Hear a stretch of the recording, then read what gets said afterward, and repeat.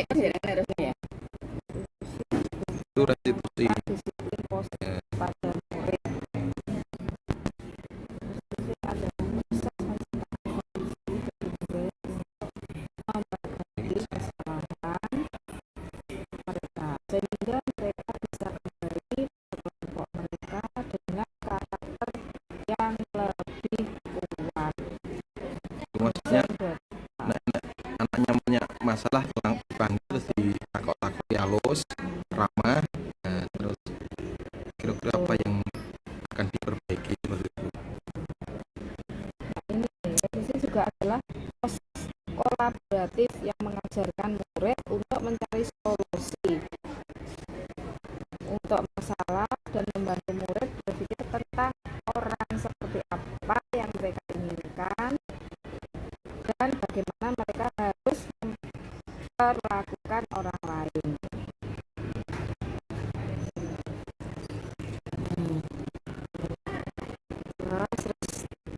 Restitusi membantu murid kembali lagi memikirkan disiplin positif dan memulihkan dirinya setelah berbuat salah.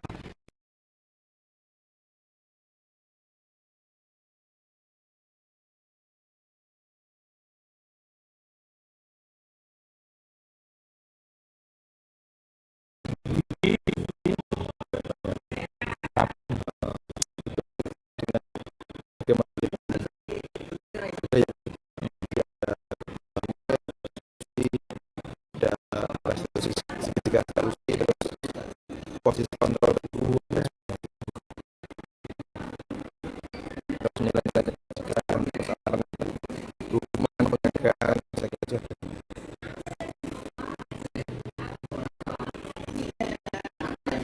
disiplin positif.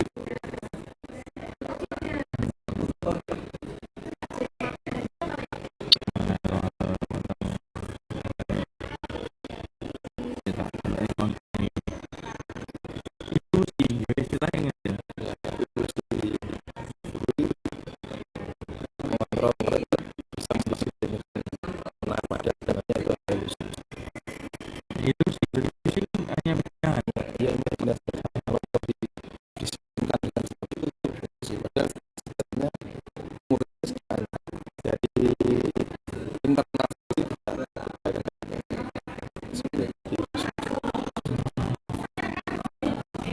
itu dan itu sebenarnya membuat dulu percaya jadi prosesnya harus orang pun berkata nol paling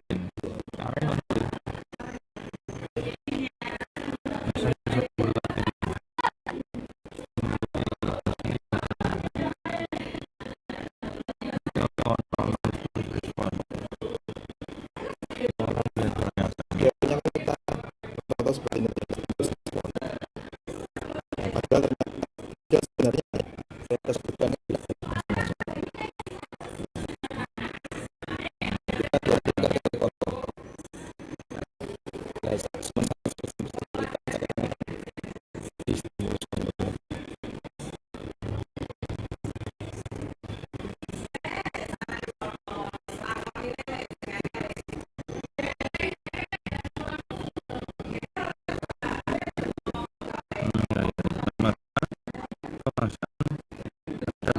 saya bisa kontrol orang lain kan seperti Pak Jepang dan hanya kita sendiri ya kita manusianya kan tidak tahu model berpikir menang model berpikir sing kenyataan gitu kenapa dia kan masalah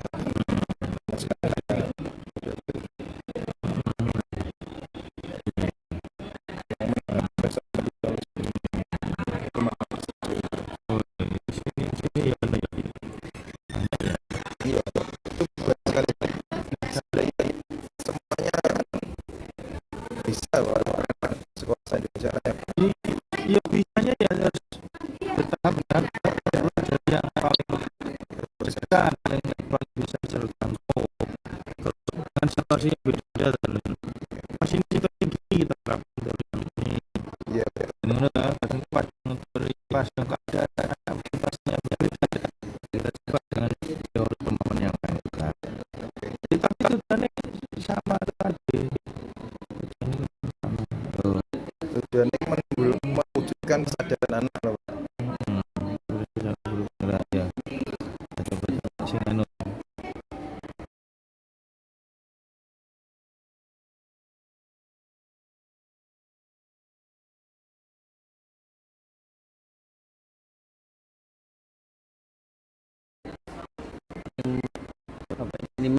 kebutuhan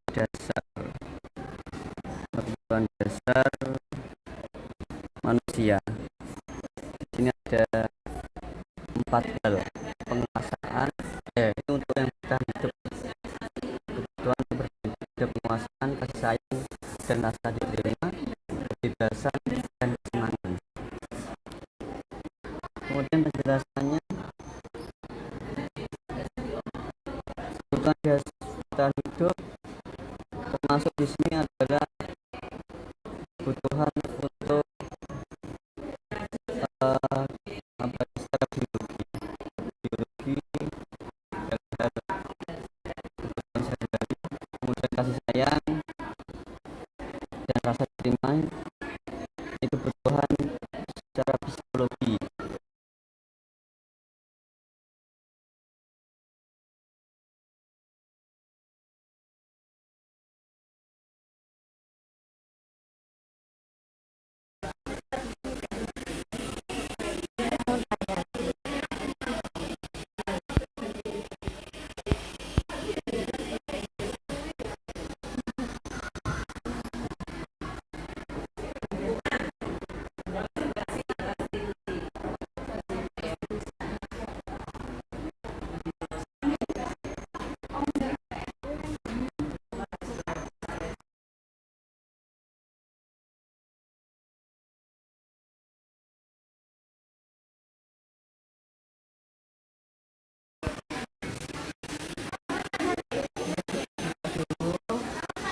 Ini dari Pak Rudi, disiplin politik dan nilai-nilai kebajikan universal.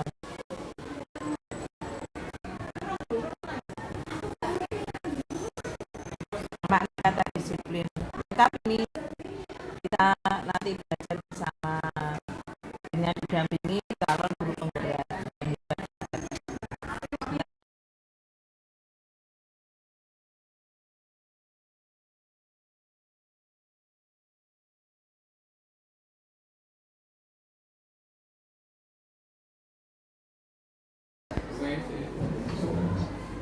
Assalamualaikum warahmatullahi wabarakatuh. Yang terhormat Bapak Slamet Kepala Sekolah Negeri Ujung Bojonegoro, Bapak Ibu guru teman sejawat dan teman-teman tenaga pendidik sekolah, terima kasih atas waktunya, terima kasih atas kesempatan Bapak Ibu guru untuk mendukung saya dalam kegiatan pendidikan guru bergerak. Di pendidikan guru bergerak modul 1.4, aksi nyatanya kami diharuskan untuk mendiseminasikan ke teman-teman sejawat atau warga sekolah. Di modul 1.4 itu materinya terkait dengan budaya positif. Isinya ada 6 item. Cukup banyak, kami keteteran. Tidak hanya saya, banyak teman keteteran. Hasilnya sampai over terus gitu. Terima kasih. Nanti kami akan berdua dengan Bu Afia dan dengan sebenarnya tidak dilanjutkan dengan semua nanti ada disiplin positif dan nilai kebajikan, ada teori motivasi, hukuman, penghargaan, restitusi, ada keyakinan kelas, ada kebutuhan dasar manusia dan dunia berkualitas, ada restitusi 5 posisi kontrol, restitusi segitiga restitusi. Nah, ini saya sampaikan sepemahaman saya gitu. Nanti kalau kurang jelas jenengan bisa baca yang saya berikan di WA atau jenengan browsing sendiri di PNP aplikasi Merdeka Mengajar itu PMM. Di situ semuanya sudah ada. Oke, jadi ini nanti.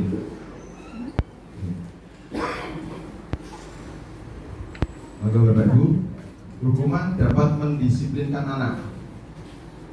Kira-kira setuju atau tidak setuju? Tidak setuju atau setuju? Monggo jawaban masing-masing ya. Tidak setuju monggo, setuju monggo, ini masing-masing.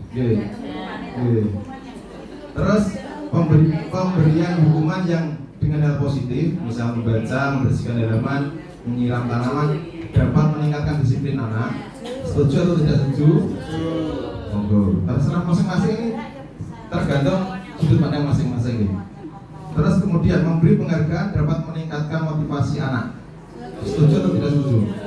Oke, sebagian besar setuju ya. Oke. Dengan alasannya masing-masing. Ini semacam pertanyaan pematik. Oke. Memang seperti ini. Nah, kemudian apa makna budaya positif? Kira-kira seperti apa? Terus apa contoh penerapan budaya positif yang telah kita terapkan? Kita sudah banyak sekali menerapkan yang literasi termasuk di dalamnya. Kita sambut anak-anak saling sapa, ya. Terus di kelas kita masing-masing dan seterusnya lah. Intinya kita sudah banyak melakukan hal seperti ini. Yang perlu dilakukan adalah pengistiqomahan gitu. Nah, budaya positif merupakan nilai-nilai dan kebiasaan dari sekolah yang berpihak pada siswa. Ini yang penting, ya. Agar mereka dapat berkembang menjadi pribadi yang penuh hormat, tanggung jawab, dan kritis. Yang menjadi tantangan adalah ini, penuh hormatnya karena hukuman tadi atau karena penghargaan tadi. Nah, ini yang menjadi tantangan kita. Ya. Tadi ada 3 pertanyaan di awal tadi. Budaya positif yang dikembangkan di sekolah harus disepakati bersama, dijalankan dalam waktu yang lama, ajak, kontinu, dan berkelanjutan. Jadi ini penting, istiqomah. Oke. Paradigma perubahan ini terkait dengan filosofi pendidikan Yejar Dewanoro. Semuanya Bapak Ibu guru pernah di PMM ada. Pendidikan harus menuntut kodrat anak sesuai kodrat alam dan kodrat zaman, berpihak dan berapa pada siswa, merdeka dan memerdekakan. Anak bukan tabula rasa, guru sebagai among.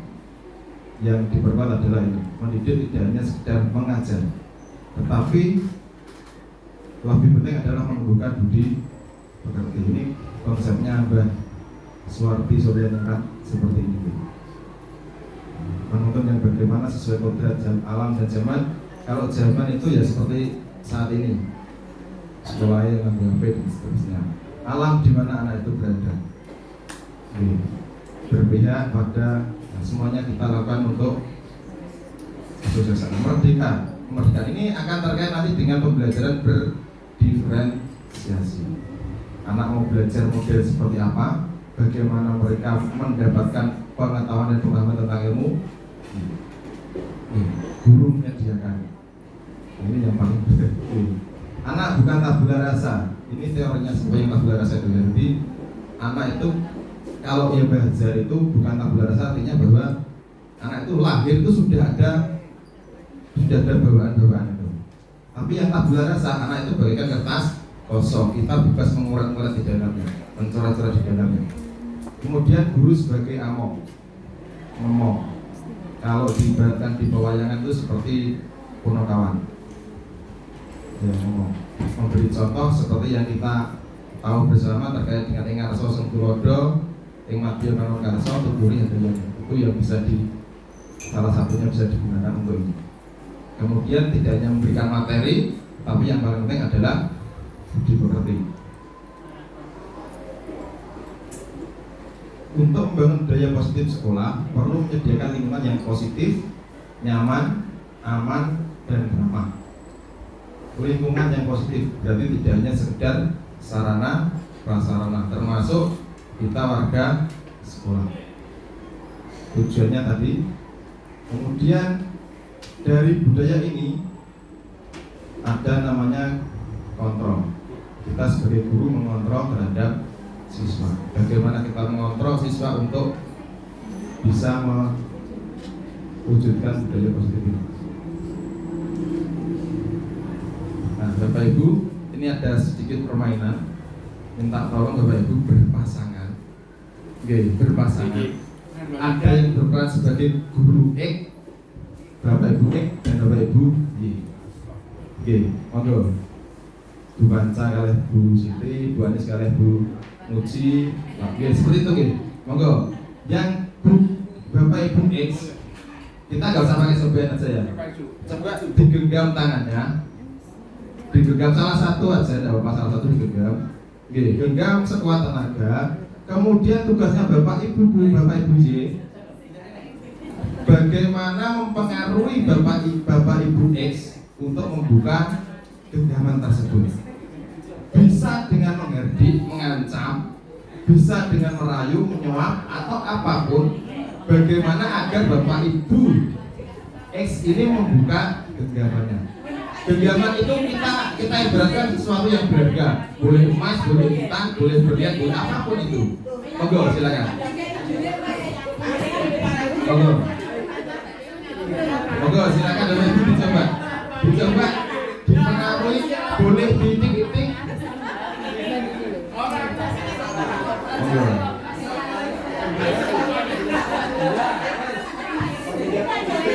Dan maksudnya digenggam, dengan pengaruh yang digenggam itu bagaimana bisa terbuka genggaman tersebut. Pengaruhnya boleh dirayu, boleh dibujuk, boleh diiming-imingi duit.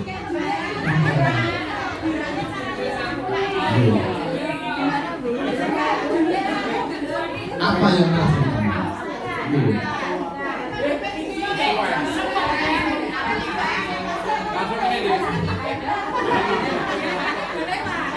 Boleh. Apapun usaha Bapak Ibu Y untuk mempengaruhi Bapak Ibu X membuka genggaman tersebut.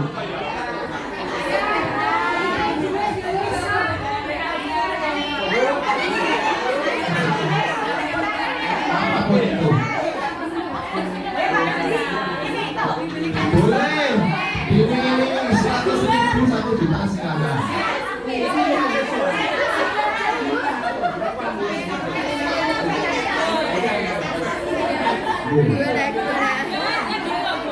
Ada yang berhasil, Bapak Ibu, ada yang berhasil, ada yang tidak berhasil. Oke, terima kasih, monggo. Tepuk tangan untuk Bapak Ibu semuanya, tepuk tangan, selesai. Nah, apa yang terjadi? Apa yang terjadi dengan usaha Bapak Ibu semuanya? Berhasil. Nah, siapa yang mengambil kontrol atas genggaman tersebut? Kita sendiri. Siapa? Hah? Dirinya sendiri atau yang mempengaruhi? Dirinya sendiri atau yang mempengaruhi? Nah, ini kalau kita kembalikan ke siswa, sebagaimanapun kita berusaha ini, kalau siswa kita tidak ini, ya berarti kembali harus dari dalam dirinya. Yang megang kontrol itu kita bisa mengancam. Kalau anaknya tidak mau berubah, ya tidak berubah. Nah, tujuannya yang awal tadi ada 3 pertanyaan tadi ya, hukuman, mendisiplinkan dan seterusnya itu tadi. Nah, kaitannya dengan ini. Tujuan akhirnya sebenarnya adalah bagaimana kita membuat budaya positif itu bukan karena hukuman, bukan karena PR, nah, tetapi karena anak-anak sendiri sadar bahwa itu harus ini genggam sekuat apa diimingi dua sak gebong, ini berharga nggak kayak gitu? Ya. Jadi seperti itu. Yes. Ini ada teorinya Dr. William Glasser, siapa tahu, saya tidak tahu. Dia bilang matinya seperti itu. Ini meluruskan miskonsepsi terkait dengan makna kontrol. Oke. Guru mengontrol siswa. Menurut Glasser itu adalah ilusi, khayal. Kita tidak bisa mengontrol siswa sepenuhnya. Seperti tadi ya, genggaman tadi ya. Kritik dan membuat orang merasa bersalah dapat menguatkan karakter. Ini juga ilusi menurut ilusi kan khayalan ya. Kemudian semua penguatan positif, efektif dan bermanfaat. Ini menurut William Glasser itu juga ilusi. Kita memberi motivasi dan seterusnya ilusi.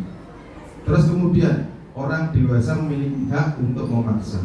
Ini juga ilusi menurut. Tetapi sebagian Ada anak-anak yang dengan ini bisa berubah kemudian sadar juga ada, tapi ini teorinya seperti itu. Jadi menurut Glaser seperti ini itu adalah ilusi.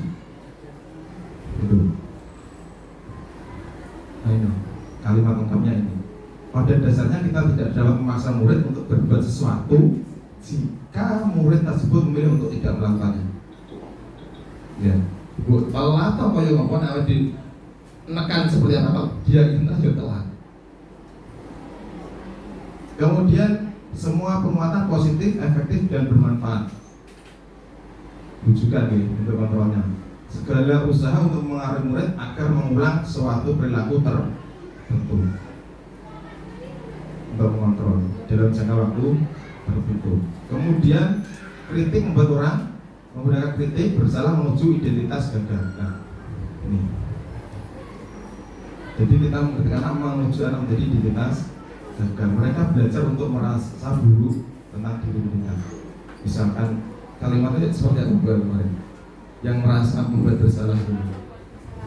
Ya nanti sama buatnya yang ini ya.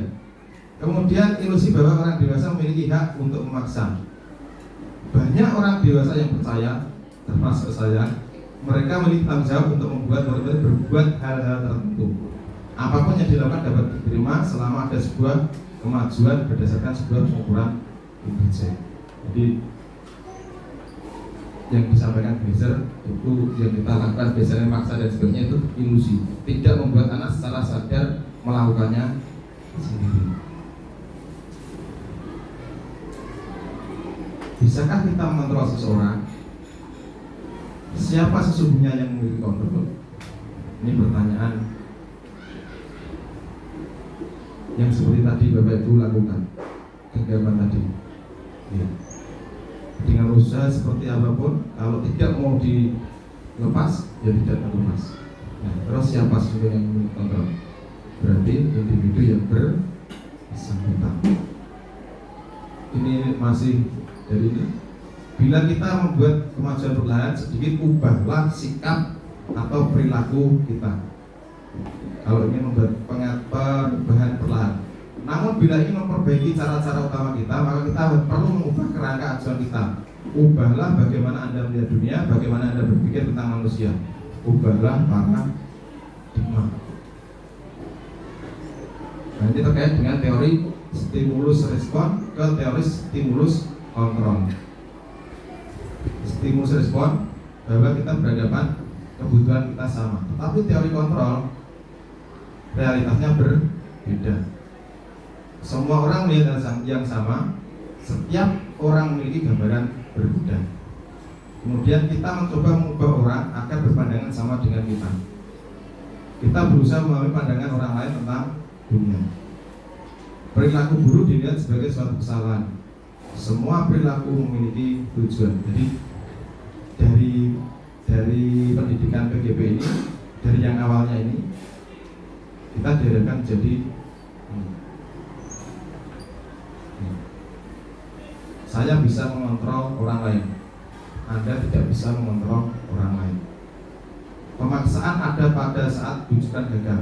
Jadi ketika kita penghargaan gak berhasil, paksa seperti itu. Nah, ini yang tidak diharapkan, tetapi memang merubah itu berproses.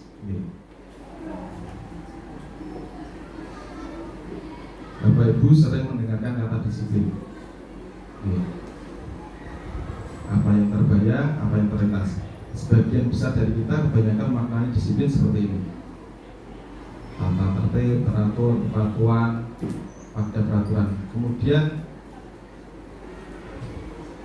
karena belajar disiplin positif tidak harus dengan memberi hukuman. Hukuman adalah langkah paling akhir. Jadi setelah kita berproses, baru hukuman adalah langkah yang paling akhir. Kalau perlu tidak digunakan sama sekali. Nah, ini yang proses ini yang menjadi tantangan kita bersama, termasuk saya. Ya, ternyata setelah saya ikut ini semuanya, ternyata seperti ini ya.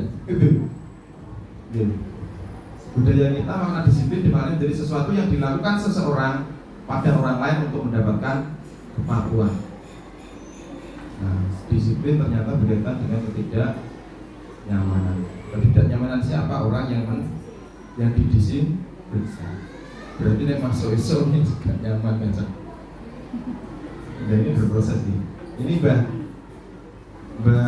Hajar Dewantara, di mana ada kemerdekaan, disitulah harus ada disiplin yang kuat. Sungguh pun disiplin itu bersifat self disiplin, yaitu kita sendiri yang mewajibkan dengan sekeras-kerasnya, tetapi itu sama saja. Sebab jika tidak cakap melakukan self disiplin, wajib penguasa lain mendisiplinkan diri kita. Dan peraturan demikian itu adalah di dalam suasana yang merdeka. Maksudnya diharapkan masing-masing mendisiplinkan dirinya sendiri sebelum didisiplinkan orang lain. Bahwa untuk mencapai kemerdekaan dalam konteks pendidikan saat ini, untuk menciptakan murid yang utama, syarat utamanya adalah harus ada disiplin kuat. Disiplin kuat itu disiplin dari mana? Dari diri masing-masing. Ya, paling utama adalah motivasi masing-masing. Masing-masing siapa? Masing-masing warga sekolah. Berarti termasuk kita, anak-anak dan teman-teman yang lainnya yang warga sekolah. Jika kita tidak memiliki motivasi internal, maka kita memerlukan pihak lain untuk mendisiplinkan kita. Nah, Pak Slamet monggo. Seperti itu. Ini konsepnya Ki Hajar Dewantara seperti itu ya. Kalau kita tidak bisa mendisiplinkan sendiri, akan didisiplinkan oleh penguasa lain. Nah, seperti itu. Disiplin positif adalah bentuk kontrol diri, yaitu belajar untuk kontrol diri agar mencapai suatu tujuan mulia. Tujuan mulianya apa? Yaitu nilai-nilai kebajikan universal. Bagaimana nilai-nilainya menghormati orang lain, menghargai orang lain, menghargai tata tertib dan seterusnya. Nah, kembali seperti tadi diusahakan motivasinya dari internal. Ini contoh-contoh nilai-nilai kebajikan. Ada profil Pancasila. Oke. Ada dari Ibu Primary Years Program, toleransi, rasa aman dan seterusnya. Pokoknya intinya kebajikan universal itu adalah sesuatu hal yang baik, kita semuanya yakin bahwa itu pasti baik, dan semuanya warga dunia ini meyakini bahwa menghormati pasti semuanya orang tahu itu baik, toleransi pasti itu baik dan seterusnya.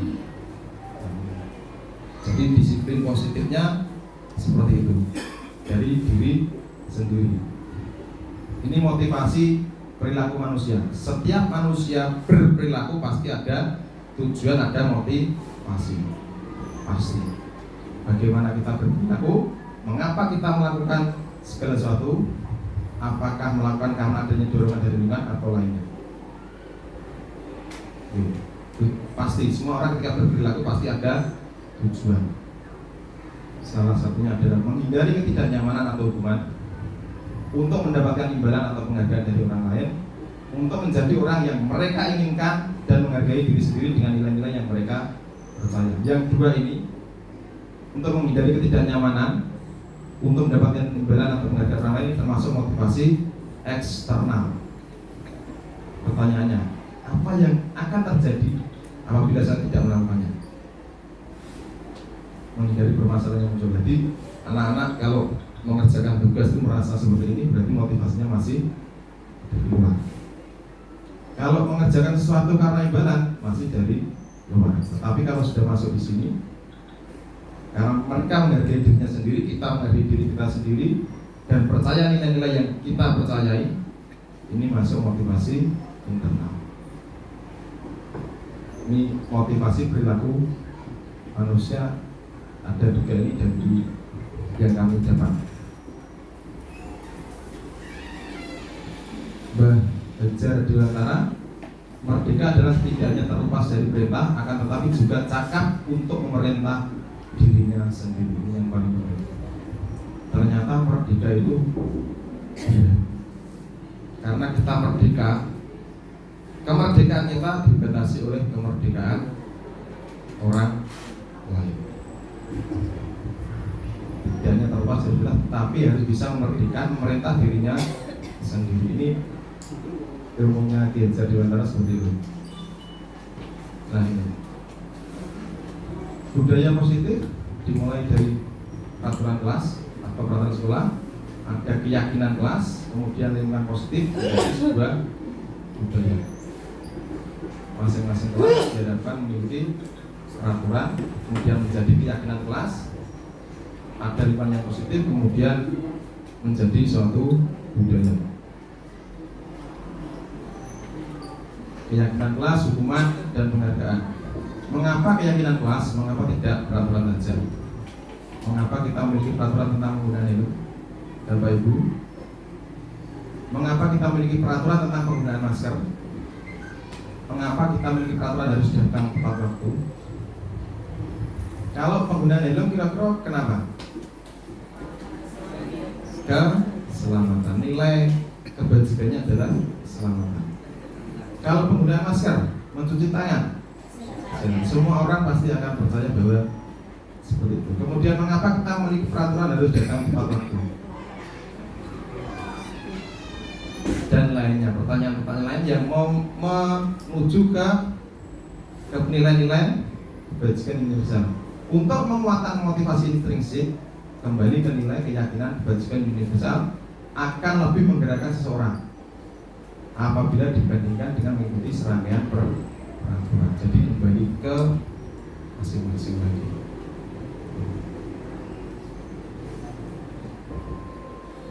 Ini terkait dengan keyakinan sekolah, yaitu nilai-nilai kebajikan universal disepakati secara tersirat dan tersurat, lepas dari latar belakang suku, negara, bahasa maupun agama. Nilai-nilai kebajikan menekankan pada keyakinan seseorang akan lebih memotivasi seseorang dari dalam. Nilai-nilai kebajikan menjadi landasan dalam membuat keyakinan kelas atau menentukan visi dan misi tujuan sekolah. Suatu keyakinan akan lebih memotivasi seseorang dari dalam. Seseorang akan lebih bersemangat untuk menjalankan keyakinannya daripada hanya sekedar mengikuti peraturan. Itu kembali keyakinan. Yakin, hormat-menghormati itu baik, tenggang rasa itu baik, terus kerja sama itu baik, gotong royong itu baik. Nah itu kembali ke situ nanti. Oke. Ini terkait dengan bentukan keyakinan kelas. Bapak Ibu diharapkan bisa membuat keyakinan kelas sesuai dengan mapel boleh, kemudian wali kelas juga boleh. Jadi bersifat abstrak, artinya nanti menghormati seperti itu. Berupa pernyataan-pernyataan universal. Nanti ada beberapa contoh.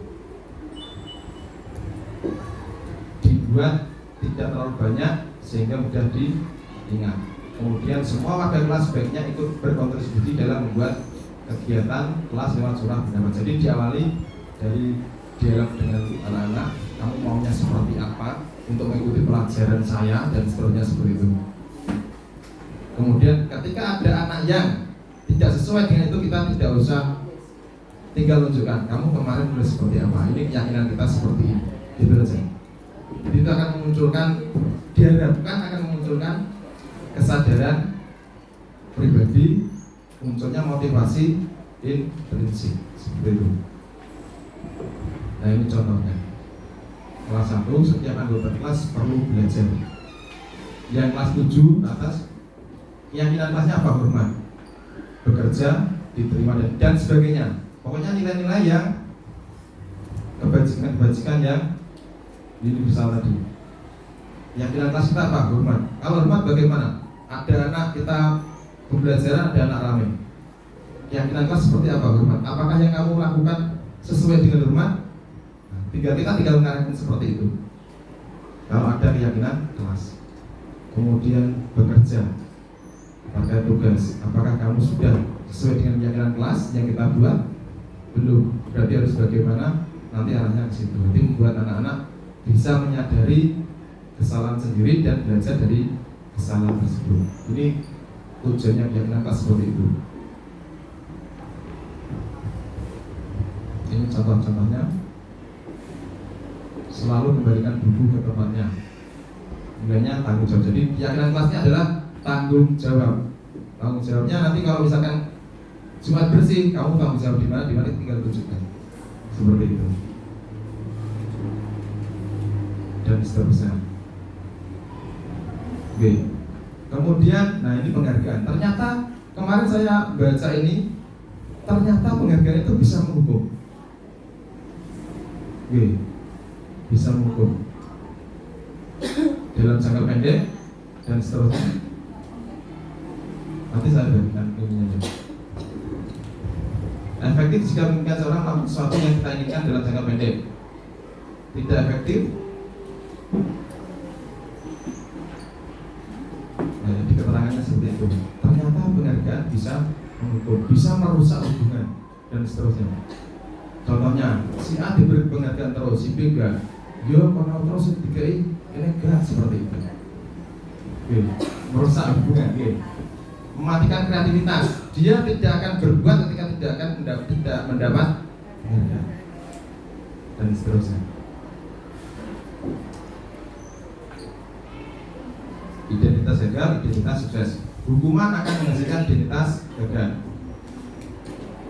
Konsekuensi restitusi akan menghasilkan identitas sukses dan seterusnya. Perbedaan hukuman dan konsekuensi. Sesuatu yang menyakitkan harus terjadi. Konsekuensi sesuatu harus terjadi. Membuat anak sakit, membuat anak merasa tidak nyaman dalam jangka waktu pendek dan seterusnya. Ini 5 dasar kebutuhan manusia: bertahan hidup, kasih sayang, penguasaan, kesenangan, kebebasan. Survival terkait dengan fisiologis, kesehatan, rumah, makan, dan seterusnya. Ada anak-anak yang di kelas tidur terus gak tangi-tangi, mungkin di rumah tidak sarapan. Mungkin sedang sakit dan seterusnya. Ini yang perlu kita tahu. Kasih sayang dan rasa diterima. Anak sing golek perhatian terus dan seterusnya seperti itu. Mungkin di rumah kurang kasih sayang. Anak sing musuh kayak dia butuh kebebasan. Kemudian anak sing musuh mentang-mentang pengen berkuasa. Nah, ini diharapkan kita memahami 5 kebutuhan dasar manusia ini untuk memberikan pelayanan ke anak. Kesenangan. Posisi kontrol guru ada manajer, pemantau, teman, membuat merasa bersalah, penghukum. Jadi kita punya posisi. Nah, yang ideal itu adalah sebagai manajer. Sementara saya seringnya ini dan ini. Pemantau itu setelah ambil pengkira kudune piye seperti itu. Kalau penghukum ya langsung salah, blok. Nanti Bu Alfian yang lanjutkan.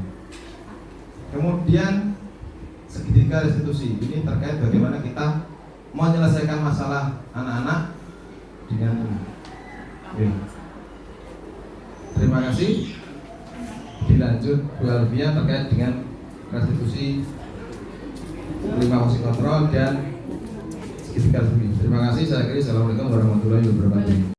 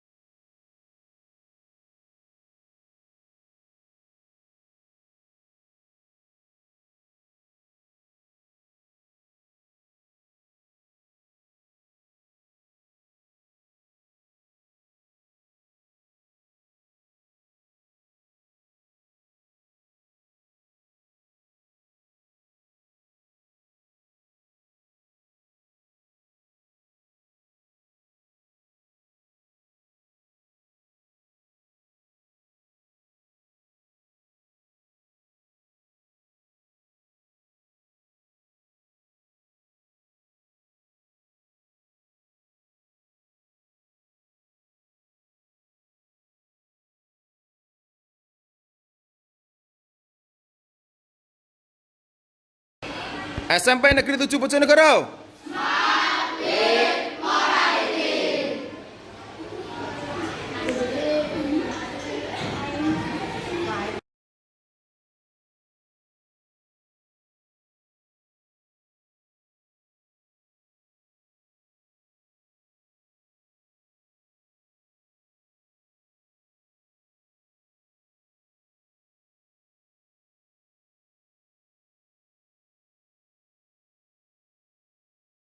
SMP Negeri 7 Bojonegoro.